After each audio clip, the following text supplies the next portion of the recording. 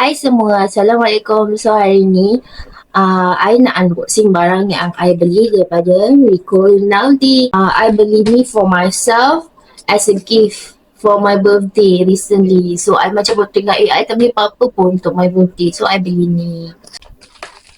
Dia baru restock hari tu. Weh. Wow. Korang tengok box dia eksklusif gila.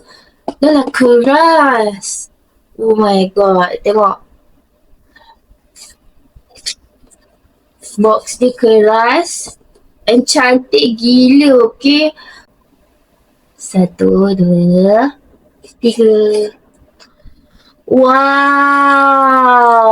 Weh, dalam dia pun cantik. I tak nak buang lah kotak ni. I nak simpan. So, weh, dia magnetic weh. Oh my god. Okay. Inilah yang I beli. I beli Theo Small Wallet sebab I ada wallet. Okay, this is my card holder lah. I tak suka, sekarang I tak suka pakai wallet yang besar. So, I banyak pakai macam ni. Tapi I rasa ni macam besar sangat. And then dia macam ada satu ni dengan ni je. So, macam I nak small wallet yang ada banyak compartment macam ni. Dengan ada dust bag. Tada!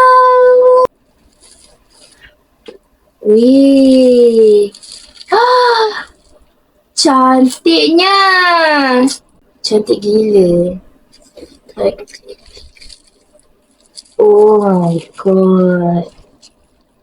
It is so nice. I suka colour pink kan, so that's why of course lah I akan beli colour pink. Okay, ini wallet yang I beli. So depan dia ada macam ni. Ada card slot 1, 2. Okay, so kita buka. So kat sini ada lagi card slot, nak letak apa-apa yang korang nak letak. And then zip kat sini. And then dia ada another card slot kat belakang ni. My new wallet from Rico Rinaldi. Okay lah, itu je. Bye.